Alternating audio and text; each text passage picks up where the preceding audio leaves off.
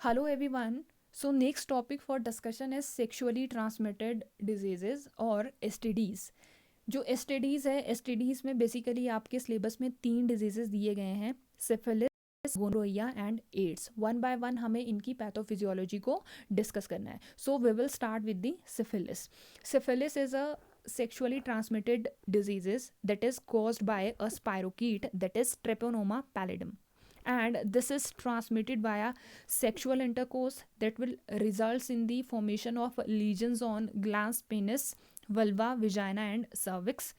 It is spreaded via intimate person to person contact with lesions on lips, tongue or fingers, transfusion of infected blood from one person to another person, and it will be transmitted from infected mother to the children during maternal-fetal transmission. जो आपका stages है disease की, उनको 3 type से जो है वो divide किया गया है, और जो ये 3 डिवीजन है ये किस पे डिपेंड करते हैं?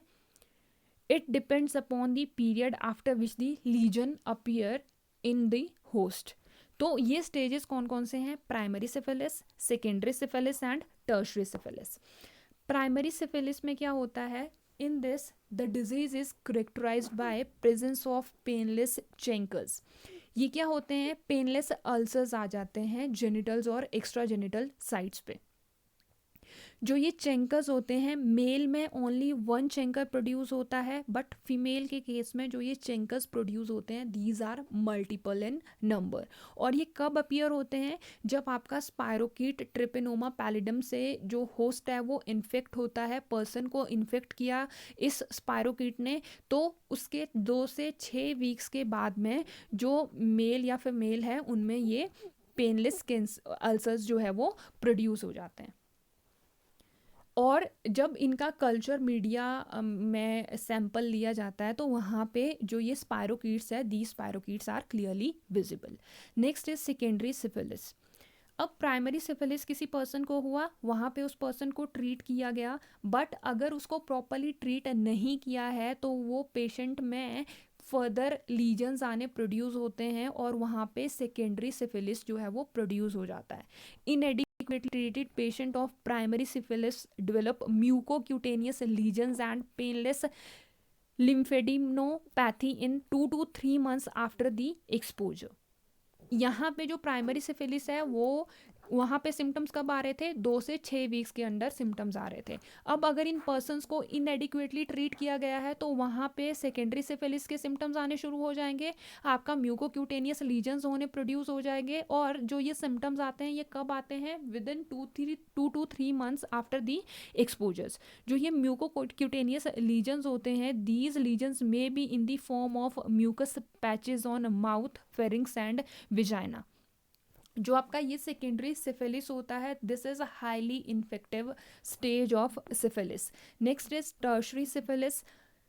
After a latent period of appearance of secondary lesion and about 2 to 3 years following first exposure, tertiary lesions of syphilis appear.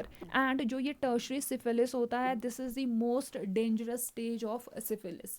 अब ये कब होता है? For example, जो इन्फेक्टेड पर्सन है उसमें जो ये स्पायरोकीट है ये बॉडी में लेटेंट फेज में चला गया, मतलब ड्रग ट्रीटमेंट उसको दिया, उसके बाद जो ड्रग ट्रीटमेंट है वो स्टॉप हो गया, जो आपका ये इन्फेक्शियस एजेंट लेटेंट फेज में चला गया, ये फिर से प्रोड्यूस होना शुरू हो जाएगा और ये क्या करेगा?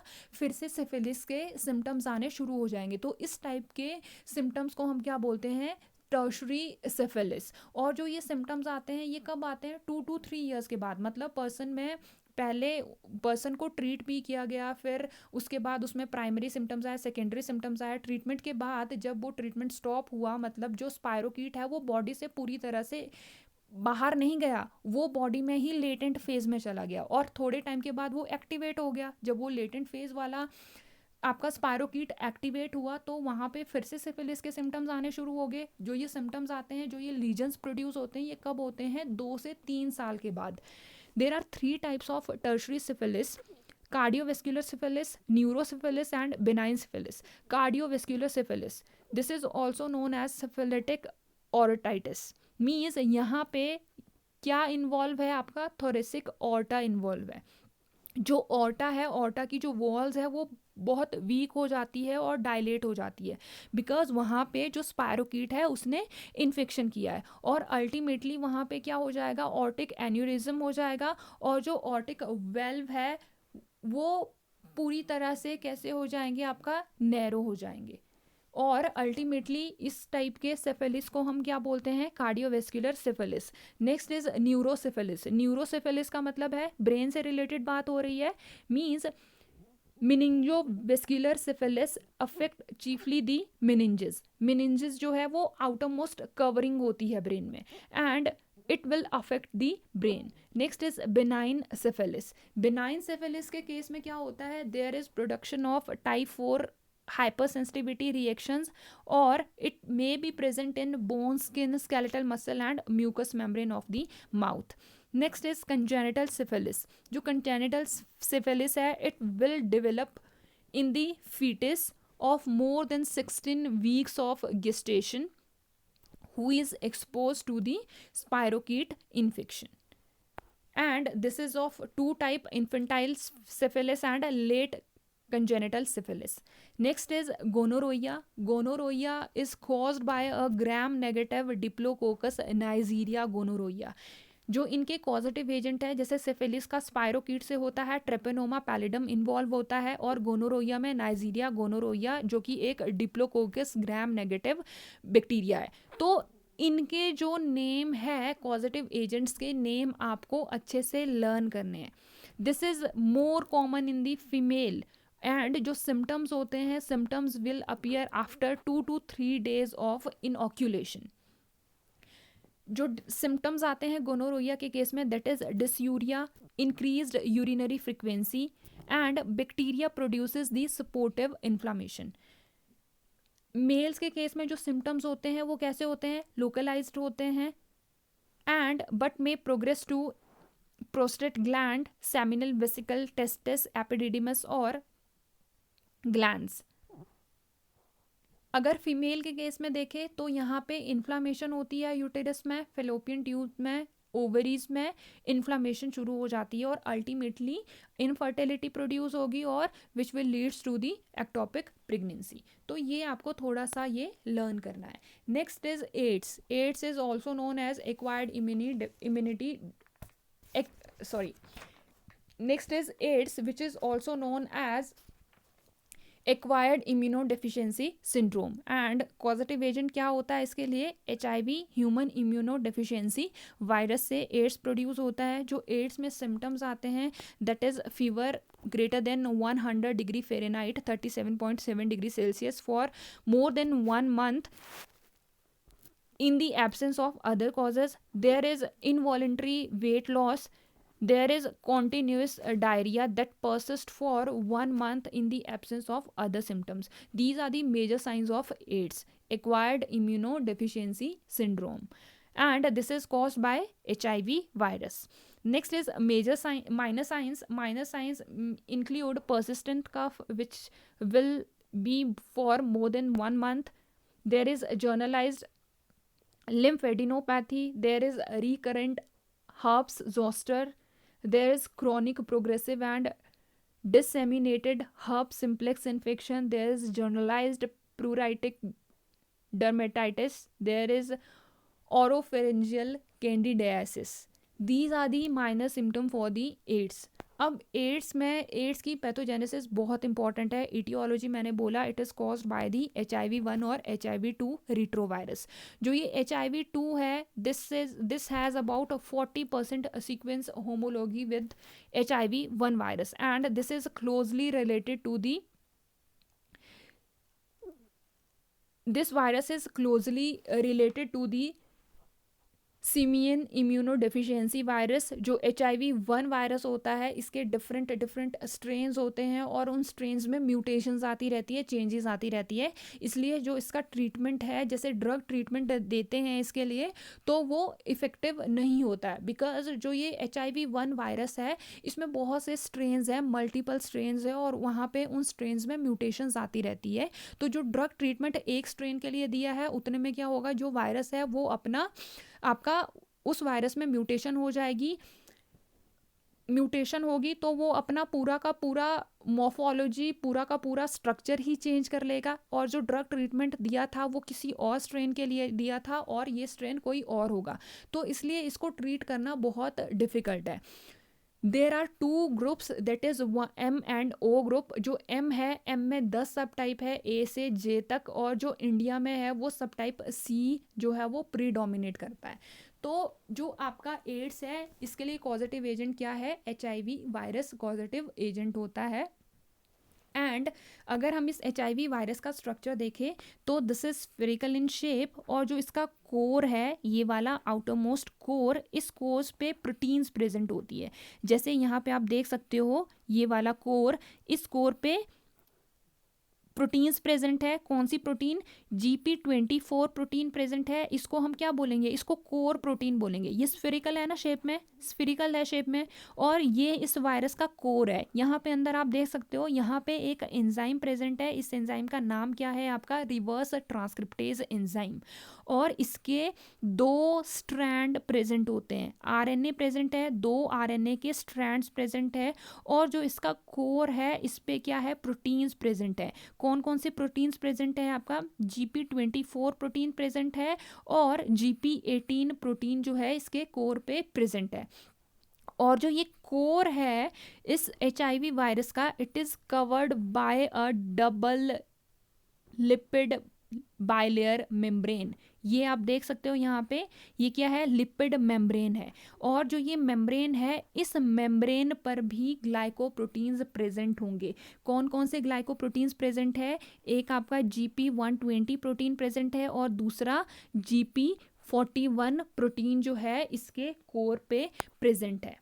ट्रांसमिशन कैसे होता है HIV वायरस का, वाया सेक्सुअल कांटेक्ट और कांटेक्ट विद ब्लड प्रोडक्ट और अदर बॉडी फ्लूइड्स के थ्रू ये ट्रांसमिट होता है एक पर्सन से दूसरे पर्सन में।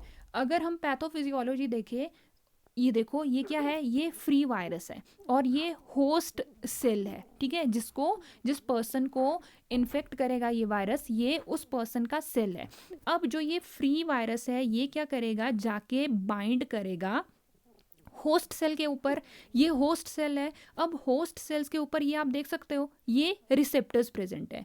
इन रिसेप्टर्स के ऊपर जाके इसका बाइंडिंग होगा और ये इस रिसेप्टर्स के साथ फ्यूज हो जाएगा। नाउ तो सेकंड, पहला स्टेज क्या है, फ्री वायरस। दूसरा स्टेज क्या है, बाइंडिंग एंड फ्यूजन।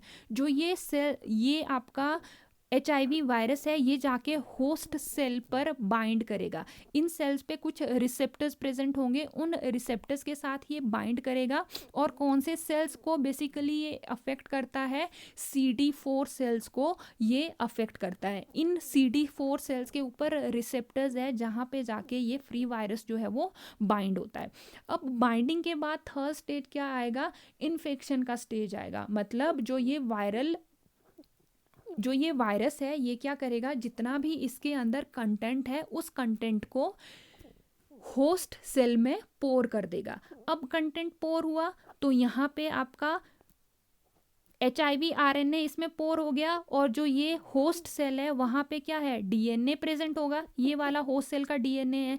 अब जो यहाँ से इसने ये अपना कंटेंट यहाँ पे पोर किया, HIV RNA इसने यहाँ पे पोर किया, तो मैंने बोला था जो वायरस है वहाँ पे एक एंजाइम प्रेजेंट होता है। कौन सा एंजाइम, रिवर्स ट्रांसक्रिप्टेज एंजाइम। उस एंजाइम की हेल्प से जो आपका HIV RNA है होस्ट सेल के अंदर वो कन्वर्ट हो जाता है HIV DNA में। ये कन्वर्ट हो गया। फोर्थ स्टेप क्या हुआ, रिवर्स ट्रांसक्रिप्टेज की हेल्प से HIV RNA जो है वो HIV DNA में कन्वर्ट हो गया। नाउ फिफ्थ स्टेप आता है इंटीग्रेशन। इंटीग्रेशन में क्या होगा, जो आपका वायरल DNA है वो सेल के DNA के साथ कंबाइन करेगा और इंटीग्रेज एंजाइम के थ्रू यहाँ पे इसमें कटिंग होगी, और ये HIV DNA जो है वो ह्यूमन DNA में या फिर होस्ट सेल के DNA में इनकॉर्पोरेट हो जाएगा by the help of integrase enzyme. Now sixth step आता है ट्रांसक्रिप्शन। ट्रांसक्रिप्शन होगी, यहाँ से DNA से ट्रांसक्रिप्शन होगी, प्रोटीन की फॉर्मेशन होगी। नाउ जो सेवेंथ स्टेप आता है, सेवेंथ स्टेप आता है असेंबली। मींस जो आपका वायरल प्रोटीन है वो क्या करेगी, अपनी एक असेंबली फिर से सेट करना शुरू कर देगी। एट्थ स्टेप आता है बडिंग। बडिंग में क्या होगा, कुछ एंजाइम्स होते हैं, प्रोटीएजेज एंजाइम्स, उनकी हेल्प से जो प्रोटीन है वो क्या करेगी, नए वायरस की फॉर्मेशन करना शुरू कर देगी। यहाँ पे आप देख सकते हो जो वायरस है उसकी बडिंग हो गई है। नाइन्थ स्टेप आया इमेच्योर वायरस जो है, यहाँ से ये होस्ट सेल से ये इमेच्योर वायरस जो है वो ब्रेक हो जाएगा और ये वायरस क्या हो गया, फ्री हो गया। क्योंकि ब्रेक हो गया और ये वायरस फ्री हो गया और इसने क्या कर दिया, इस सेल को इन्फेक्ट कर दिया। अब यहाँ पे फ्री वायरस फॉर्म हो गया। नाउ जो फ्री वायरस है इसकी फिर से मैच्योरेशन होगी, ये इमेच्योर है, ये फिर से मैच्योर करेगा। जब मैच्योर करेगा, मैच्योर करने के बाद ये वायरस क्या जाएगा, दूसरे CD4 सेल्स पे जाएगा और वहाँ पे उस सेल के साथ बाइंड करके ये प्रोसेस फिर से शुरू होगा। इस तरह से ये मल्टीपल सेल्स को डैमेज करना शुरू कर देगा और जो सेल्स है वो डैमेज होना शुरू हो जाएंगे। ठीक है, तो इसमें फर्स्ट स्टेप क्या है, फ्री वायरस है। सेकंड स्टेप क्या है, जो ये फ्री वायरस है ये जाके CD4 सेल्स पे जो रिसेप्टर्स प्रेजेंट होते हैं उन रिसेप्टर्स के ऊपर जाके बाइंड करेगा। थर्ड स्टेप क्या है, इन्फेक्शन। इन्फेक्शन में क्या होगा, जितना भी इस वायरस के अंदर कंटेंट है वो कंटेंट पूरा का पूरा होस्ट सेल में ये पोर कर देगा। फोर्थ स्टेप क्या है, रिवर्स ट्रांसक्रिप्शन। रिवर्स ट्रांसक्रिप्शन में क्या होगा, जो HIV RNA इसने यहाँ पे पोर किया, ये रिवर्स ट्रांसक्रिप्टेज एंजाइम के थ्रू HIV DNA में कन्वर्ट हो जाएगा। फिफ्थ स्टेप है इंटीग्रेशन। इंटीग्रेशन में क्या होगा, जो इंटीग्रेज एंजाइम है वो होस्ट सेल के DNA को ब्रेक करके जो ये HIV DNA है इसको इसमें इनकॉर्पोरेट करवाएगा। सिक्स स्टेप क्या होगा, ट्रांसक्रिप्शन, मतलब यहाँ पे प्रोटीन्स की फॉर्मेशन होगी, प्रोटीन फॉर्म हुई। सेवेंथ स्टेप क्या होगा, असेंबली सेट। जो आपका ये वायरल प्रोटीन है ये क्या करेगा, जो वायरस है वो अपना एक असेंबली बनाना शुरू कर देगा।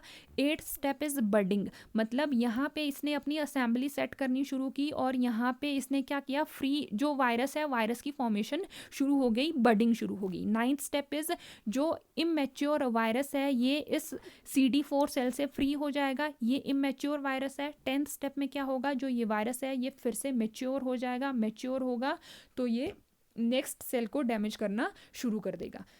जो डायग्नोसिस करते हैं, डायग्नोसिस इसकी एंटीजन डिटेक्शन के थ्रू करते हैं। अलीजा एक टेस्ट किट आती है उसके थ्रू हम इसको आइडेंटिफाई करते हैं। एंटीबॉडी टेस्ट कर सकते हैं, PCR टेक्निक्स के थ्रू हम इसको डायग्नोज कर सकते हैं। So this is all about the sexually transmitted diseases. अगर इससे रिलेटेड कोई क्वेरी है तो वो आप मुझसे पूछ सकते हो। Thank you.